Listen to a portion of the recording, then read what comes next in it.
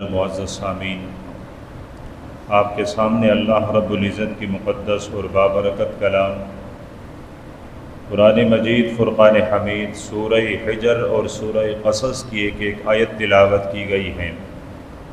دعا ہے کہ رب العزت آیات مبارکہ کی صحیح مفہوم بیان کرنے اور پھر ہم سب کو عمل کی توفیق عطا فرمائیں۔ جو آیات کریمہ آپ کے سامنے تلاوت کی گئی ہیں، رب بابرکت نے ان آیات کے اندر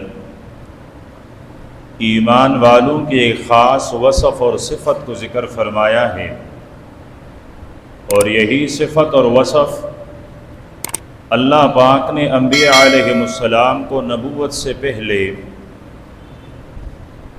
بڑے وسیع پیمانے اور وسیع مقدار میں عطا فرمایا تھا، اور ہر مومن کو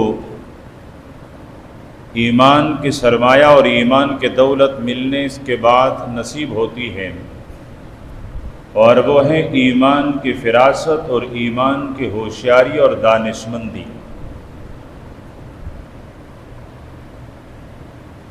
جب نور ایمان سینے میں اور دل میں اپنا جگہ بناتی ہے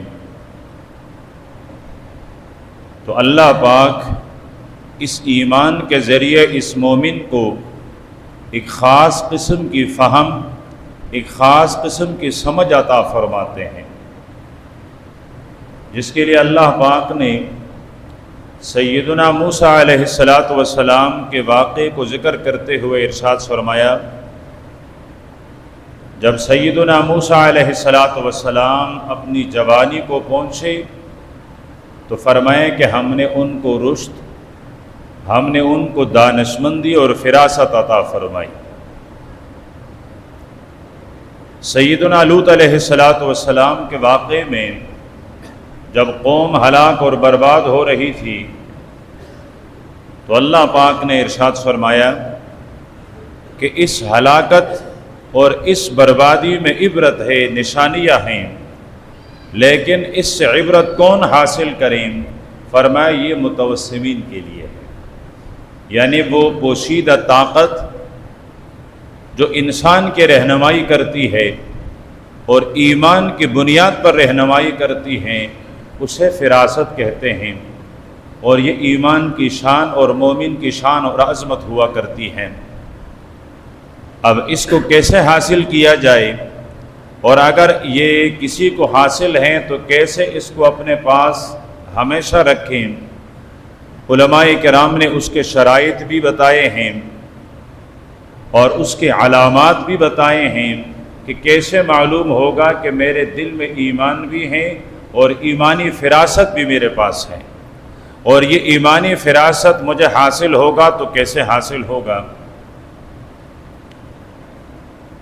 صاحب مذہب امام شافعی رحمۃ اللہ علیہ، جو 4 اماموں میں سے ایک بلند درجے کے امام ہیں اور ایک مذہب کے صاحب ہیں، زہد و تقوی میں، قناعت میں،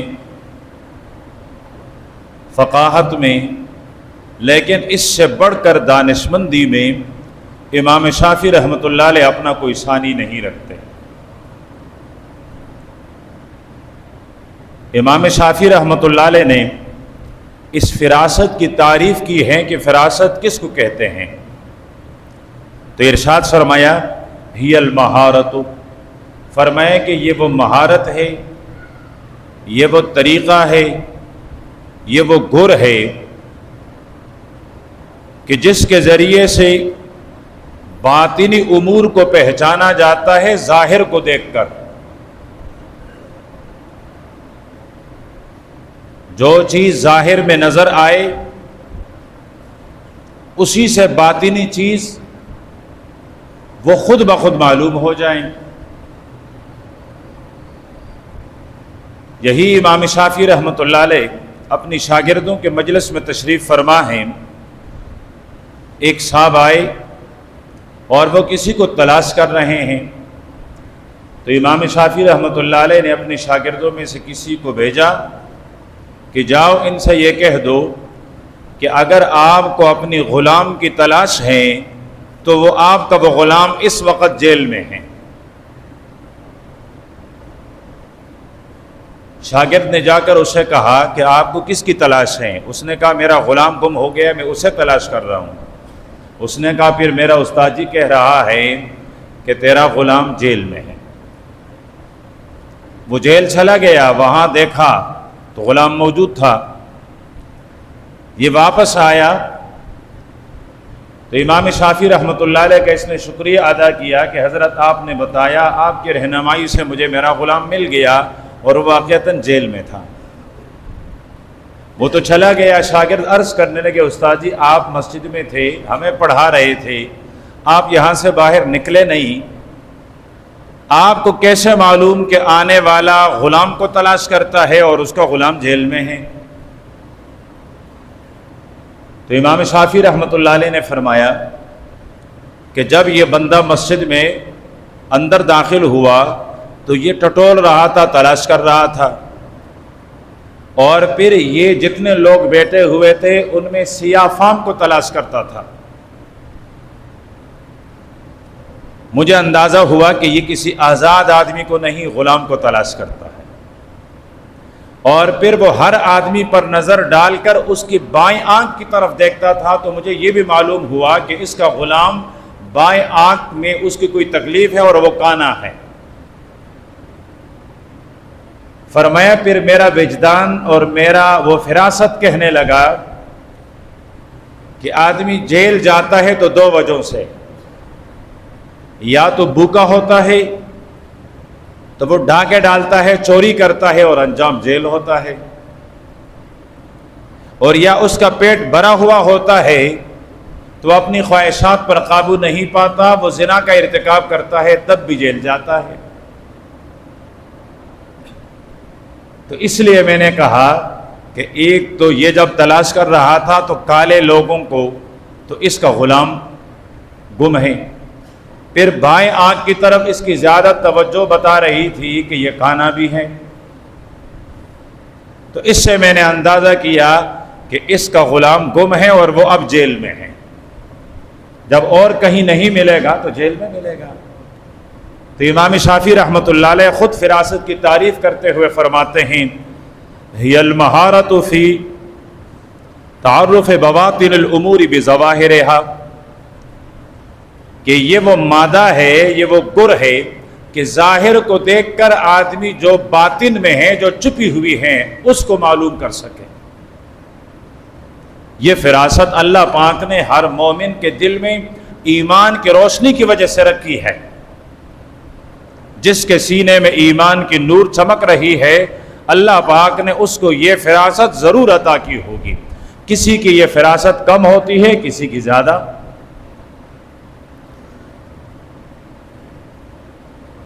علامہ ابن القیم رحمۃ اللہ علیہ فرماتے ہیں کہ فراست ایک نور ہے، فراست ایک روشنی ہے، اللہ پاک کسی بندے کے دل میں ڈال دیتا ہے، یمیز بہ الحق والباطل، فرمائے جس کے ذریعے سے وہ حق اور باطل، جائز اور ناجائز، حلال اور حرام، اس کی تمیز کرتا ہے۔ وہ نور ہے، وہ چمک ہے، وہ روشنی ہے جو اللہ پاک کسی بندے کے دل میں ڈالے، اور اس کے ذریعے سے وہ حق اور باطل کو، سچ اور جھوٹ کو، جائز اور ناجائز، حلال اور حرام، تمام چیزوں کا امتیاز خود بخود کر رہا ہوتا ہے۔ یہ وہ قدرت کا ودیعہ، یہ قدرت کی امانت ہوا کرتی ہیں جو مومن کے سینے اور مومن کے دل میں ہو۔ اب یہ حاصل کیسے ہوگا؟ جو اصل میرا بنیادی نقطہ ہے وہ یہی ہے کہ یہ فراست میرے اور آپ کے ہر مومن کے دل میں تو ہے ہی ہے، لیکن حاصل کیسے ہوگا؟ مجھے ادراک کیسے ہوگا؟ مجھے معلوم کیسے ہوگا؟ اس کے لیے علماء کرام نے 5 بڑی بڑی شرائط لکھی ہے کہ اپنے اندر 5 شرائط پیدا کریں، 5 چیزیں پیدا کریں تو آپ کے دل میں ایمان کا نور اور ایمان کی فراست وہ چمکنے لگے گی۔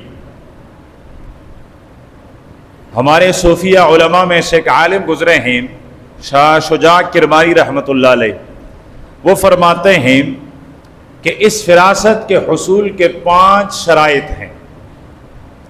پہلی شرط یہ ہے ایمان کی فراست اسے حاصل ہوگی ایمان کی نور اسے حاصل ہوگی من غص بصرہ عن المحارم، جس نے اپنی آنکھ کو محارم سے روکے رکھا۔ اللہ نے جن چیزوں کا دیکھنا حرام کیا ہے اس نے اپنی آنکھ اس سے بند کر لی۔ جس کا دیکھنا حرام ہے اس نے زندگی بھر نہیں دیکھا، اس سے اپنے آنکھ کو بند کر کے رکھا۔ آسان الفاظ میں جس نے اپنی نگاہ اور نظر کی حفاظت کی، تو فرمائیں کہ وہ اپنے سینے کے اندر نور ایمان بھی محسوس کرے گا اور ایمان کی فراست بھی محسوس کرے گا۔ لیکن پہلی شرط یہ ہے کہ اس کی آنکھ کی حفاظت ہو۔ محارم جہاں سے اللہ پاک نے روکا ہے ان سے رک جائے۔ قرآن پاک میں اللہ پاک ایماندار مومن اور عورتوں سے علیحدہ علیحدہ خطاب کرتے ہوئے فرماتے ہیں، میرے پیغمبر ایمان والوں سے کہہ دیں یغضوا من ابصارہم، میرے پیغمبر ایمان والی عورتوں سے کہہ دیں یغضضن من ابصارہن، کہ وہ اپنی نگاہوں کو نیچے رکھیں۔ اور ایمان کے حفاظت کے لیے، متقی بننے کے لیے، ولی بننے کے لیے یہ سب سے پہلی سیڑھی ہے کہ انسان اپنی نگاہ کی حفاظت کرے، اپنی نظر کی حفاظت کرے۔ تو فرمایا کہ جو فراست حاصل کرنا چاہے تو پہلی شرط یہ ہے کہ وہ اپنی نظر اور نگاہ کی حفاظت کرے۔ دوسرے نمبر پر ارشاد فرمایا وَأَمْسَكَ نَفْسَهُ عَنِ الشَّهَوَاتِ، اپنے آپ کو خواہشات سے روکے رکھیں۔ جہاں دل نے کہا وہاں چل پڑا۔ فرمایا ایسے آدمی کی نہ ایمان محفوظ ہو سکتی ہے نہ نور ایمان نصیب ہو سکتی ہے۔ خواہش تو لے کر جائے گا لیکن فرمایا کہ یہ اپنے خواہش کو دبائے رکھیں۔ فرمایا وَأَمَّا مَنْ خَافَ مَقَامَ رَبِّهِ وَنَهَى النَّفْسَ عَنِ الْهَوَىٰ، فرمایا جو رب سے ڈرا اور اس نے اپنی خواہش کو دبائے رکھا تو اللہ پاک فرماتے ہیں فَإِنَّ الْجَنَّةَ هِيَ الْمَأْوَىٰ، فرمایا پھر اس آدمی کا ٹھکانہ جنت ہے۔ رب کا خوف اور ڈر اور تقوی، اور دوسرے نمبر پر خواہشات کو اپنے قابو میں رکھنا۔ اللہ کے پیارے پیغمبر نے ارشاد فرمایا جو آدمی اپنی دھاڑوں کے درمیان جو چیز ہے وہ اور اپنے فخذین اور رانوں کے درمیان جو شرمگاہ ہیں اس کی حفاظت کی ضمانت دے دے، میں آمنہ کا لال اس کو جنت کی ضمانت دیتا ہوں۔ جو اپنی زبان کی حفاظت کریں، جو اپنی خواہشات کی حفاظت کریں، تو اللہ کے نبی نے فرمایا میں ضامن ہوں، میں وکیل ہوں، میں ذمہ دار ہوں، میرا یہ امتی جنتی بنے گا۔ لیکن شرط یہ ہے کہ اپنے خواہش کو اپنے قابو میں رکھیں۔ کہ فراست کو حاصل کرنے کے لیے دوسری بنیادی شرط فرمائیں کہ وہ اپنی خواہشات کو اپنے قابو میں رکھنا ہے، کہ خواہش اس کے قابو میں ہو تو اس کو نور ایمان بھی ملے گا اور فراست اور عقل اور ہوشمندی بھی ملے گی۔ تیسرے نمبر پر ارشاد فرمایا وَعَمَّرَ بَاطِنَهُ بِدَوَامِ الْمُرَاقَبَةِ، جس نے اپنے باطن کو آشنا بنا دیا اپنی نگہبانی کا، ہمیشہ اپنی نگہبانی کرتا ہے۔ صبح ہو تو یہ اپنے رات بھر کے اعمال کا جائزہ لے رہا ہو کہ میری رات گزری تو کس طرح گزری، شام ہو جائیں تو اپنے دن بھر کی نگہبانی کریں کہ میرے دن کیسے گزری ہے۔ اور صوفیہ کے اصطلاح میں مراقبہ دل کی نگرانی کا نام ہے۔ وہ اپنی تمام قوتوں کو دل کی طرف متوجہ کر کے دل سے سنتے ہیں کہ کیا میرا دل اللہ اللہ کہہ رہا ہے یا کہ نہیں۔ اور جب آپ آنکھیں بند کریں گے اور زبان کو تالو سے لگائیں گے اور اپنی ساری توجہ اپنے دل پر کریں گے تو ہر سانس جو ہم لے رہے ہیں وہ سانس کہہ رہی ہے اللہ اللہ اللہ۔ صوفیہ کے اصطلاح میں یہ مراقبہ، اور اس کا میں نے ظاہری معنی آسان معنی کر دیا کہ اپنے آپ اور اپنے سراپے کی نگہبانی کرنا، چوکیداری کرنا. انسان اپنے آپ، اپنے اعمال، اپنے دن رات کی چوکیداری کرے کہ میرے دن رات گزر رہے ہیں تو کیسے گزر رہے ہیں. اللہ کے پیارے پیغمبر صلی اللہ علیہ وسلم نے ارشاد فرمایا من استوى یومہ فہو مبغون. فرمایا جس کے 2 دن، کل کے دن اور آج کا دن برابر ہو جائیں، فرمایا اس سے بڑا خسارے والا اور کوئی نہیں. کل بھی 5 نمازیں پڑھی تھیں، آج بھی 5 نمازیں پڑھی ہیں. کل بھی 1 پارے کی تلاوت تھی، آج بھی 1 پارے کی تلاوت تھی. کل اس نے اپنی زبان کو محفوظ رکھا تھا، آج بھی اپنی زبان کو محفوظ رکھا. جو اعمال کل کے دن میں تھے وہی اعمال آج کے دن میں ہیں. آج کے دن میں اس کے عمل کے میدان میں کوئی اضافہ نہیں ہوا. سرور دو جہاں صلی اللہ علیہ وسلم نے ارشاد فرمایا یہ سب سے بڑا نقصان والا آدمی ہے.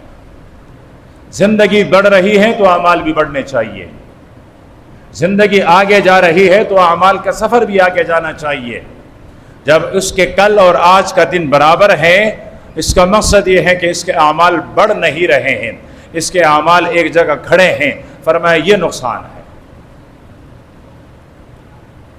تو یہاں فرمایا کہ اپنے اعمال کی نگرانی اور نگہبانی، چوکیداری، کہ میرے زندگی کے نیک اعمال بڑھ رہے ہیں کہ گھٹ رہے ہیں.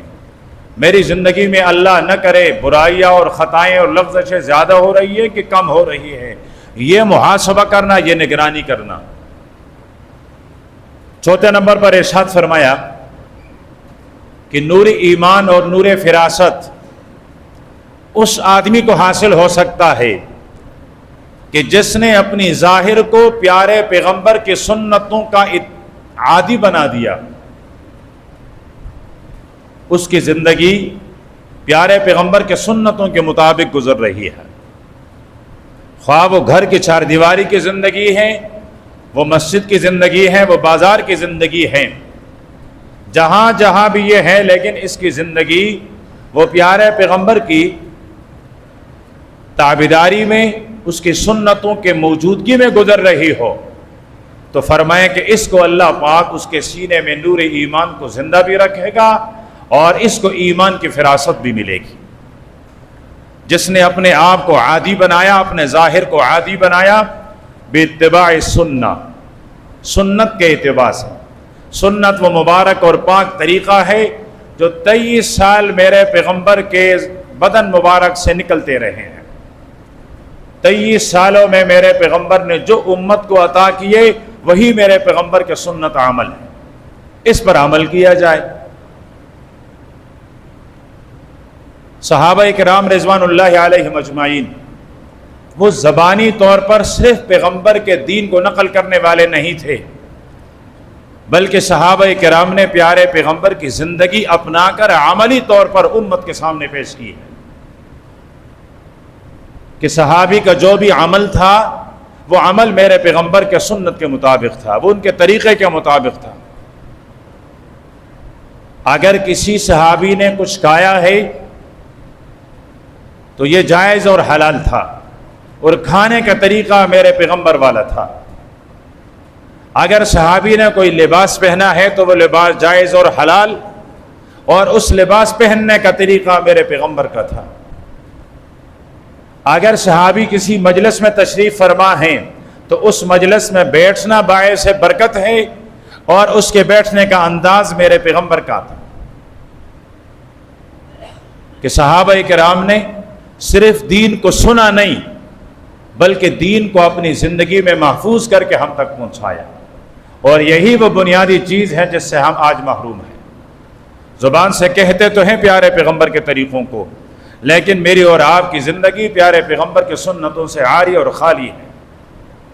اور جب تک ہم پیارے پیغمبر کے سنتوں پر نہیں آئیں گے، اپنی زندگی کو سنتوں سے معمور نہیں کریں گے، تب تک نہ ہمیں دنیا کی خیر مل سکے گی نہ عقبہ کی خیر مل سکے گی. دنیا میں بھی ٹکرے کھائیں گے اور آخرت کی زندگی بھی برباد ہوگی. 5ویں نمبر پر ارشاد فرمایا کہ فراست کا نور اس آدمی کو مل سکتا ہے وتعود اکل الحلال، جس نے اپنے آپ کو حلال کھانے کا عادی بنایا، جو بھی لقمہ اس کے حلق سے اترتا ہے وہ پاکیزہ، پاک اور حلال ہو، تو اس حلال لقمے کی وجہ سے اللہ پاک سینے کے اندر نور ایمان کو زندہ رکھتے ہیں اور اللہ پاک ایمان کی فراست عطا فرماتے ہیں، اور یہ پہلے والے چاروں سے زیادہ سخت ہے۔ سب سے مشکل کام آنکھوں کی حفاظت، اس کے بعد اپنی خواہشات پر قابو، اس کے بعد اپنے آپ کی نگہبانی اور چوکیداری، اس کے بعد پیارے پیغمبر کے سنتوں کی اتباع۔ لیکن یہ چاروں تب ممکن ہیں جب آپ کا کھانا پینا حلال کا ہو۔ اللہ پاک نے انبیاء کو مخاطب کرتے ہوئے ارشاد فرمایا جو میرے اور آپ کے لیے رہتی دنیا کے لیے سبق ہیں، ورنہ انبیاء نہ غیر پاکیزہ چیزیں کھاتے ہیں نہ حرام کھاتے ہیں، اللہ پاک خود ان کا عاصم، اللہ پاک خود نگہبان اور بچانے والا ہوتا ہے، وہ تو معصوم ہیں، وہ حرام کے قریب جانا بھی چاہیں تو نہ جا سکیں۔ سیدنا یوسف علیہ السلام کے واقعے میں اللہ پاک خود فرماتے ہیں کذالک لنصرف عنہ السوء والفحشاء، فرمایا ہم نے حفاظت کی حضرت یوسف کی۔ کس طرح کی؟ یوسف قریب نہ جائیں، فرمایا نہ اس طرح کی نہیں، ہم نے برائی سے کہا خبردار جو میرے یوسف کے قریب گئے، ہم نے فحشا سے کہا خبردار جو میرے یوسف کے قریب گئے۔ یوسف تو جا ہی نہیں سکتا ہے برائی کے قریب، لیکن ہم نے برائی کو پابند بنایا وہ میرے یوسف کے قریب نہ جائیں، صلوات اللہ وسلامہ علیہ وعلی نبینا۔ تو انبیاء علیہم السلام معصوم، لیکن پھر بھی اللہ پاک فرماتے ہیں یا ایھا الرسل کلوا من الطیبات، اے میرے رسولو، اے میرے پیغمبرو، اے میرے پیغام پہنچانے والو، اے میرے منتخب کردہ ہستی اور جماعت، کلوا من الطیبات، خبردار کھاؤ تو پاکیزہ کھاؤ، حلال کھاؤ۔ اس کے بعد ارشاد فرمایا وَاعْمَلُوا صَالِحًا، نیک عمل بھی تب قبول ہے جب آپ کا کھانا پینا حلال اور پاکیزہ ہو، نیک عمل کی نورانیت تب ہے جب آپ کا کھانا پینا حلال کا ہو، نیک عمل کے اندر قوت تب ہے جب آپ کا کھانا پینا حلال کا ہو۔ آج ہم نماز میں ہوتے ہیں، ہمارا دل کچھ کہیں اور ہوتا ہے، ہم قرآن پاک کی تلاوت اور ذکر میں ہوتے ہیں، دماغ کہیں اور ہوتے ہیں۔ آج ہمیں کسی بھی نیک عمل کی حلاوت، اس کی شیرینی ہمیں محسوس نہیں ہوتی، بنیادی وجہ یہی ہے کہ ہمارے کھانے پینا وہ مشتبہات، شک اور شبہ والے تو دور کی بات، ہمیں یقین ہوتا ہے کہ حرام ہے، اس کے باوجود ہم کھا رہے ہوتے ہیں، اس کے باوجود ہم حلال کے لیے تگ و دو کوشش اور محنت نہیں کرتے، حلال اللہ پاک سے مانگتے بھی نہیں ہیں، ورنہ اس کے خزانے میں کیا کمی ہے؟ ہم مانگے، اس نے رزق کا ذمہ لیا ہے، وہ ہمیں حلال کھلائے گا، بشرط یہ کہ صدق دل سے مانگا جائے، دعا کی جائے، اپنے آپ کو محتاج بنا کر اللہ سے مانگا جائے تو اللہ حلال دے گا، وافر دے گا، بے حساب دے گا، بھرے ہوئے خزانے ہیں۔ فرمایا ساری کائنات اپنی خواہش کے مطابق مجھ سے مانگے، میں ان کی خواہش کے مطابق ان کو دے دوں۔ فرمایا میرے رحمت کے خزانوں میں اتنی بھی کمی نہیں آئے گی کہ کوئی آدمی سوئی سمندر میں ڈبو کر اوپر کر لیں، جس طرح اس سوئی کے ڈبونے میں اور نکالنے میں سمندر کے پانی سے اس کی کثرت اور اس کی روانی پر کوئی فرق نہیں پڑتا۔ فرمایا ساری خلقت کو ان کے منشے کے مطابق عطا کرنے کے بعد میری رحمت کے خزانوں میں اتنی بھی کمی نہیں آئے گی۔ تو حضرت شاہ شجاع کرمانی رحمۃ اللہ علیہ نے فرمایا کہ اگر آپ چاہیں کہ آپ کو فراست نور ایمان ملے تو فرمایا کہ یہ 5 بنیادی شرائط ہے کہ محارم سے اپنی آنکھوں کو بند کر لیں، اپنے آپ کو خواہشات سے بچا کے رکھیں، اور اپنے اعمال کی چوکیداری اور نگہبانی کرتے رہیں، اور پیارے پیغمبر کی اتباع، ان کی سنتوں کی تابعداری کرتے رہیں۔ اور 5ویں نمبر پر ارشاد فرمایا کہ اب اکل حلال کھانے کو اپنی عادت بنائیں۔ اب ہمیں کیسے معلوم ہوگا کہ ہمارے دل کے اندر نور ایمان بھی موجود ہے اور نور فراست بھی موجود ہے؟ سرور دو عالم صلی اللہ علیہ وسلم کے صحابی ہیں حضرت عبداللہ ابن مسعود رضی اللہ تعالی عنہ۔ سرور دو عالم صلی اللہ علیہ وسلم کے صحابی اور ہمارے فقہ حنفی کے ستون اور بنیاد امام ابو حنیفہ رحمۃ اللہ علیہ نے جو فقہ لی ہیں وہ حضرت عبداللہ ابن مسعود رضی اللہ تعالیٰ عنہ کے فقہ ہے۔ یہ فرماتے ہیں کہ اللہ کے پیارے پیغمبر نے ارشاد فرمایا اذا دخل النور القلب انفسخ وانشرح، کہ اللہ کے پیارے پیغمبر نے ارشاد فرمایا نور ایمان جب دل میں آتا ہے تو دل کشادہ ہو جاتا ہے اور خوش ہو جاتا ہے۔ نوری ایمان جب دل میں سینے میں آئے تو فرمایا ایک خاص قسم کی کشادگی اور ایک خاص قسم کی حلاوت، ایک خاص قسم کا انشراح وہ دل میں محسوس ہوتا ہے۔ صحابہ میں سے کسی نے عرض کیا اللہ کے پیارے پیغمبر حل لذالک من علامت، کیا اس نور کو پہچاننے کی کوئی علامت بھی ہے؟ دل چاہتا ہے دل کی دنیا صحابہ کی قدموں پر قربان کی جائے، ایک ایک ذرہ دین میرے اور آپ کے لیے محفوظ کیا ہے۔ نہ پوچھتے نہ سوال کرتے صحابہ کرام، پیارے پیغمبر کے یہ کلمات مجھ اور آپ تک کیسے پہنچتے؟ یہ موتیہ صحابہ کرام نے اپنی جھولیوں میں محفوظ کر کے امت کو عطا کیے۔ اللہ کے نبی نے ارشاد فرمایا ایمان سے دل میں انشراح پیدا ہوتا ہے۔ صحابہ نے عرض کیا اللہ کے حضور کیا اس کی کوئی علامت بھی ہے؟ اللہ کے پیارے پیغمبر نے ارشاد فرمایا ہاں، 3 علامتیں ارشاد فرمائی۔ مجھے احساس ہے کہ ہم سب مہنگائی کے مارے ہوئے ہیں، ہم یہاں ہوتے بھی یہاں نہیں ہوتے، لیکن اگر ان 3 باتوں کے لیے آپ اپنے دل و دماغ کو یہاں حاضر رکھیں اور تھوڑی دیر کے لیے آپ کی تمام توجہ سرور دو عالم صلی اللہ علیہ وسلم کی ان باتوں کے لیے ہو تاکہ یہ میرے اور آپ کے سینے میں جذب ہو جائیں، یہ میری اور آپ کی عادت اور خو بن جائیں، تو ہم زندگی کے ہر گھڑی جب بھی تھوڑا سا سر جھکائیں گے تو سینے اور ایمان سے آواز آئے گی کہ ہاں ایمان موجود ہے، ایمان موجود ہے۔ ارشاد فرمایا اللہ کے پیارے پیغمبر نے پہلی علامت الانابۃ الی دار الخلود، الانابۃ الی دار الخلود، فرمایا جس کے دل کے اندر یہ بات پیدا ہوئی کہ ہر وقت آخرت کی فکر لگی ہوئی ہے،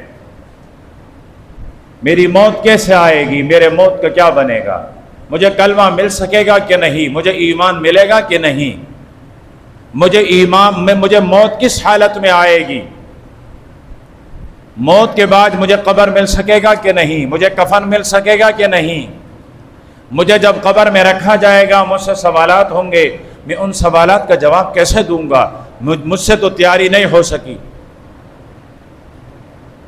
سارے گھرانے والے، خاندان والے، دوست، رشتہ دار مجھے اکیلا چھوڑ کر آئیں گے، اس تنہائی میں میرا مونس، میرا مددگار، میرا غمخوار کون ہوگا؟ اس نیک عمل کے لیے میں نے کیا کیا؟ مجھے رب کے دربار میں پیش کیا جائے گا، میں کیا حساب کتاب دوں گا؟ سرور کائنات صلی اللہ علیہ وسلم اور ان کے صحابہ سے میری ملاقات ہوگی، یہ آلودہ زندگی لے کر میں پیارے پیغمبر اور ان کے صحابہ کے سامنے کیسے پیش ہوں گا؟ اگر یہ فکر پیدا ہو گئی تو اللہ کے پیارے پیغمبر نے ارشاد فرمایا سمجھ لو تیرے دل میں ایمان زندہ ہے، ایمان کی فراست موجود ہے، ایمان کا نور موجود ہے۔ اب ہم دنیا کی فکروں سے آزاد ہو جائیں تو آخرت کی فکر کریں، ہمیں تو دنیا کی فکریں کھا رہی ہے۔ دوسرے نمبر پر ارشاد فرمایا والتجافی عن دار الغرور، جب دنیا تیری نظروں میں بے وقت ہونے لگی، دنیا ہے کیا ہے، اس سے جدائی، یہ تو دھوکے کا گھر ہے، یہ تو مجھے دھوکے میں ڈال رہی ہے، یہ مجھے ورغلا رہی ہے، جب دل کے اندر یہ بات پیدا ہو گئی کہ دنیا دار الغرور ہے، دھوکے کا گھر ہے، فانی ہے، ختم ہونا ہے۔ اللہ کے پیارے پیغمبر نے ارشاد فرمایا اگر دنیا اور دنیا میں جو کچھ ہیں یہ سب ملا کر رب کے دربار میں اگر مچھر کے پر کے بھی برابر ہوتے، فرمایا ما سقا کافرا منہا شربۃ ماء، کافر کو ایک گھونٹ پانی بھی نہ پلاتے۔ اللہ پاک کے نظر محترم میں یہ مچھر کے پر سے بھی زیادہ حقیر ہے، اور مجھے اور آپ کو یہاں عیش و عشرت کے لیے نہیں، امتحان کے لیے بھیجا گیا ہے۔ یہ میری اور آپ کی امتحان گاہ ہے، یہاں کسی اور جہاں کی تیاری کے لیے ہمیں بھیجا گیا ہے۔ یہ دار الخلود نہیں ہے، یہ دار الغرور ہے۔ مجھے یہاں ہمیشہ نہیں رہنا، یہ تو دھوکے کا گھر ہے، مجھے دھوکے میں ڈال رہا ہے۔ تو فرمائیں کہ جس کو ہر وقت یہ خیال رہے کہ دنیا تو فانی ہے، دنیا تو ختم ہونے والی ہے، یا دنیا ختم ہو جائے گی یا میں کوچ کر کے چلا جاؤں گا۔ اللہ کے پیارے پیغمبر نے ارشاد فرمایا کن فی الدنیا کانک غریب، دنیا میں ایسے رہو جیسے مسافر، چلتا ہوا مسافر جب کسی درخت کے سائے میں تھوڑی دیر کے لیے آرام کرتا ہے تو وہاں بلڈنگ بناتا ہے، وہاں محل بناتا ہے، وہاں کارخانہ لگاتا ہے، وہاں دکان سجاتا ہے۔ اس کو پتہ ہے تھوڑی دیر کے بعد مجھے یہاں سے چلنا ہے۔ فرمایا تمہاری مثال دنیا میں اس سایہ دار درخت کے سائے میں تھوڑی دیر آرام کرنے والوں جیسی ہے، یا یہ سایہ زائل ہو جائے گا یا تم چلے جاؤ گے۔ فرمایا التجافی عن دار الغرور، دھوکے والے گھر سے الگ ہونے کا فکر یہ ہمیشہ رہے۔ تیسرے نمبر پر ارشاد فرمایا والاستعداد للموت قبل نزولہ، موت آنے سے پہلے موت کی تیاری، موت آنے سے پہلے موت کی تیاری۔ ہم میں سے ہر ایک کہتا ہے موت پر حق ہے، ہر ایک کہتا ہے موت نے آنا ہے، لیکن کیا ابھی موت آ جائے ہم تیار ہیں؟ یہ تیاری کسی کی نہیں ہے۔ ہم ڈر رہے ہیں، ہم گھبرا رہے ہیں، موت آئے تو کیا ہوگا۔ اور عجیب بات یہ ہے کہ ڈر آخرت کا بھی نہیں ہے، ڈر دنیا کا ہے کہ میں ابھی اگر دنیا سے چلا گیا میرے بچوں کا کیا بنا، میرے کارخانے کا کیا بنے گا، میری دکان کا کیا بنے گا، میرے مکان کا کیا بنے گا۔ ہمیں موت سے ڈر لگتا ہے، اور ڈر بھی دنیا کے لیے لگ رہا ہے۔ کاش کہ ہمیں موت سے ڈر لگتا لیکن آخرت کے لیے لگتا کہ ابھی موت آنی ہے، میری نمازیں مکمل نہیں، ابھی موت نے آنا ہے، میرے اعمال مکمل نہیں، ابھی موت نے آنا ہے، میرے معاملات مکمل نہیں۔ اگر یہ ڈر ہوتا تو اس پر بھی اللہ پاک خیر کا فیصلہ فرماتے، لیکن یہ ڈر بھی نہیں ہے۔ ڈر ہے تو دنیا کے لیے ہے۔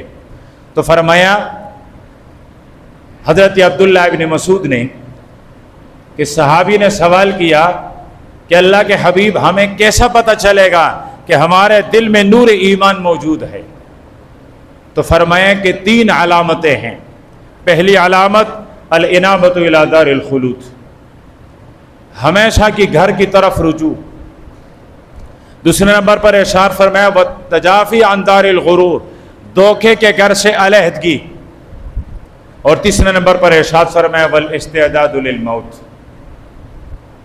موت کی تیاری، موت سے پہلے مرنے کے بعد والی زندگی کے لیے تیاری۔ فرمایا جس کو یہ 3 علامتیں مل گئی اس کے سینے میں ایمان کا نور بھی ہے، اس کو ایمان کی فراست بھی مل گئی۔ اب 5 شرائط بھی ہمارے سامنے آ گئے، 3 علامات بھی ہمارے سامنے آ گئے۔ خلوت میں بیٹھ کر دیکھیں کہ کیا دل کے اندر ایمان اور ایمان کی روشنی اور ایمان کی چمک اور ایمان کی حلاوت موجود ہے یا نہیں۔ اگر وہ 5 شرائط بھی موجود ہیں، یہ 3 علامات بھی موجود ہیں، تو مجھے اور آپ سے بڑا خوش قسمت کوئی نہیں۔ لیکن اگر وہ 5 شرائط بھی نہیں، 3 علامتیں بھی نہیں، تو اپنی ایمان کی فکر کریں، اپنی مومن ہونے کی فکر کریں، اپنی اعمال کی فکر کریں۔ اب دنیا میں کتنے وہ دانشور گزرے ہیں، ہم جن کو دانشور کہتے ہیں وہ نہیں، اللہ کے نبی نے کن کے لیے فرمایا اور ان کے فراست کیا تھی۔ اگر زندگی ملی تو یہ بقیہ حصہ اگلی کسی مجلس میں عرض کر دی جائے گی۔ اللہ پاک مجھے اور آپ کو، ہر مسلمان کو، اپنی ایمان کے حفاظت اور ایمان کے مقتضا کے مطابق عمل کرنے کی توفیق عطا فرمائیں۔ وآخر دعوانا الحمدللہ رب العالمین۔